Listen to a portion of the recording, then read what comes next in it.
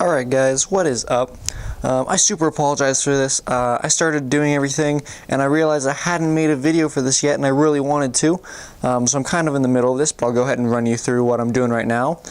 Today we're going to be doing the timing belt on a VG30 engine. This is my Nissan 300ZX, 1986. So if you got the same engine, it'll be very similar, just depending on what car you got it in.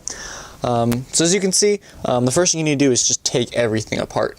So what you do is you got your fan shroud, and you got your fan in here, and you got to take those out. And then on top you got your top timing cover belt here, and timing belt cover, and you got to take that off. That was a bit tough for me. It kept getting stuck on my power steering pump back in there, right in there.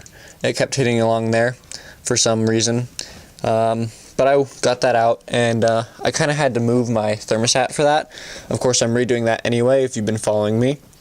Actually, I don't know if I've told you guys, I have to pull that all out because I got this, I got to replace that, and that's why I'm doing this. Anyway, so once you have that top timing cover belt off, or timing belt cover, sorry, you're gonna have to take this bottom one off. For manuals, this is gonna be really easy for you guys. For automatics, it's gonna be a little harder. Taking it off is easy for both if you have an impact wrench, but putting it on is really hard for automatics because that's gonna want to turn, and you don't want it to turn when you're trying to torque it down to 100 foot-pounds. So what I did is, if you can see, I got my air impact wrench right there, and I went ahead and got that main center bolt off right there, and it's actually got one more pulley on it, this one right here, for the AC. And the reason I took that off is because when you get that main bolt out, this doesn't want to come. Oh, it's coming right now.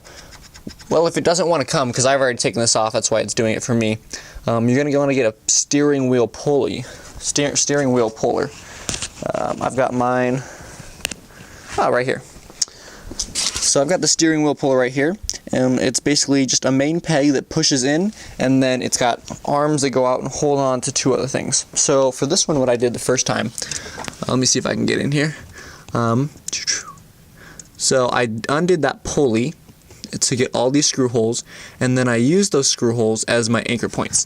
So the two would go on the outside here, and then the one would go on the inside here. And you tighten it down. I hope you guys can see this, sorry. And you tighten it down until it just pops this right off. And for me, it just came right off very nicely.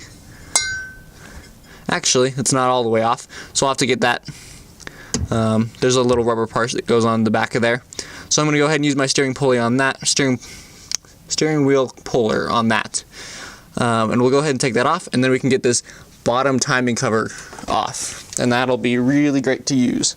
Or really great because that's where everything is, that's where the tensioner is. And then we can go ahead and time it and get all the timing marks lined up once we get that off. So I'll go ahead and pull that off right now, and we'll see where we get from there. Alright, so as you can see, I've got my steering wheel puller on it. I don't know why it's so hard for me to say. Anyway, so we've got the main piece in the middle there, and we're going to go ahead and push. It's going to, as we tighten this down on that end, it's going to push in on that side and pull the rest of this out. And this is probably going to be, it's going to be easy, but if you don't have one of these, it's going to be really hard for you. So I would really recommend getting one of these. So we're going to go ahead and tighten that down. It's just going to pop right off. Alright guys, so as you can see, I went ahead and got that right off. It wasn't even very tight for me, maybe because I just did mine a few months ago, but I was able just to turn it with my hand. I didn't need to get a ratchet on the end there or anything. So we go ahead and pull that out. And one thing that might help you guys, if you want to take this extra fan shroud out, you have to take the extra bumper, or the front bumper off, and then take that hose off the radiator and slide it out that way. I didn't really want to do that. And that's just kind of a me thing because I'm tired of taking the bumper off. But if you guys want to do that, it probably would make this a bit easier just to be able to see. So now under here what we have, right there, we've got this plate which just comes right off. And we'll be able to get that later. I'll just leave that on for now.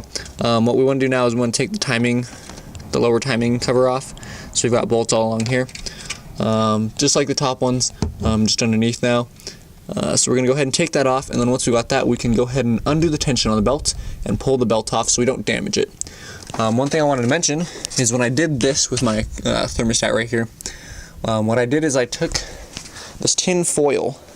See if you can see that right there. I took this tin foil and made a little kind of channel. So it's kind of like a scoop. Sorry, let me zoom out a little bit. It scoops down and then went down through there, right through that hole. The reason I did this is I didn't want the coolant to go and spill onto any of the timing components. I believe this car had a leak before because last time I did the timing cover it was all rusty down there, and it looked like there had been coolant leaking. So what I went ahead and did is I cleaned that all off and put some new seals on everything. So I think it's all better now. And I'll go ahead and check this time as well. But yeah, you want to be careful. You don't want to get your coolant on anything. If you're replacing your timing belt, it doesn't really matter. But if you're going to keep the same one like I am, since this is a brand new belt, I would definitely recommend that, so you keep your belt nice and clean and give it its full life. Alright, so we'll go ahead and pull that cover off. Alright guys, there we go. We've got that lower timing cover off. Now right here is the tensioner. What we're going to get is a hex key, pull it in there. And then we're going to loosen this and then use the hex key to bend it backwards and then tighten it back down again. There is a article on xenoncar.com and there's a link for that down there. It goes over how to do the timing just like this, and they recommend replacing that stud. I haven't been able to find a stud, so I haven't replaced mine, but he showed in his that if you don't, it could break.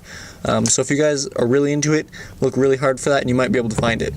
Otherwise, I haven't been able to find it, so we're going to go ahead and leave it like that for now.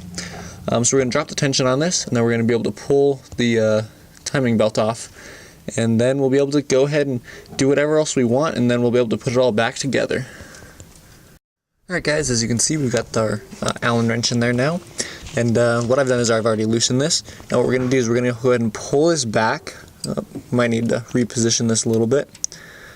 Our Allen wrench. Alright, we're going to go ahead and use the Allen wrench to pull this back, and then we're going to go ahead and tighten down that bolt again, so all the belt is loose. We'll be able to take it off all of the spokes. So we'll go ahead and do that and tighten it up. Alright, so we've gone ahead and pulled that back and then loosened the tension, and now we can go start wiggling our belt.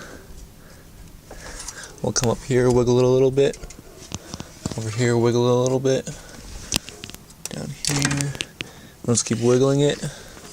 And there we go, and we've got our belt off now. And as always, you want to be very careful if you're reusing this, like me. And if not, I definitely would keep it, and I'll tell you why you want to keep it later in the video. But for now, I've gone ahead and I've got my belt off. Alright, so depending on where you're going with your timing belt, you may or may not need to take this bottom sprocket off. If you do, right here on the left, let me see if I focus, you got your little timing key right here. It's just a little half dome kind of thing. And depending on if you need to take it off, you can pull that out and then the entire thing will slide. If you don't need to, that's fine. As you can see down here, that key helps make it timing, so there's a little dot on your sprocket and a little dent in the bottom of the lip there. And that's very similar with up here. We got a little dot right there, and then our sprocket has a dot. Sorry about this. Right there. I don't know why this doesn't like focusing.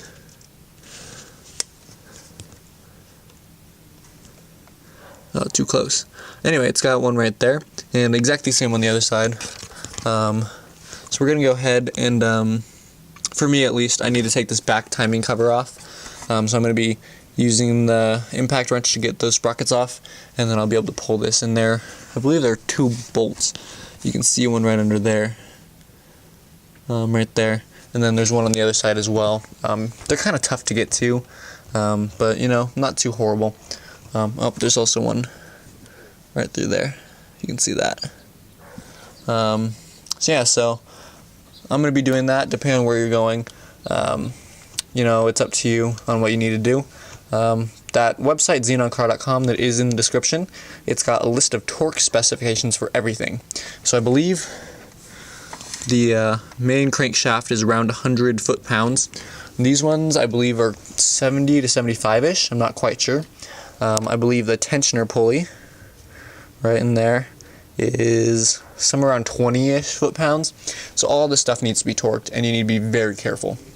So I'm going to go ahead and make an update to this video, a second part, when I redo my timing belt, and it'll just be timing belt part 2, and I'll show you exactly how to line up these marks. It's kind of hard because these are spring-loaded on the cams, and you want to be very careful because this is an interference engine, and if you get it wrong, that's not a good thing. So we'll go ahead and go over how to time perfectly, and as always guys, if you have any doubts when you're timing, be very careful and just go back to step 1, redo it all, because it's worth it to waste your time than it is to have to get a new engine because you just broke one of your valve heads off. So yeah, that's it for part 1. I've got to go behind here and get that hose. Other than that, hope this helped you guys get it off, and there will be an update video soon once I get all my parts and be able to put this back together.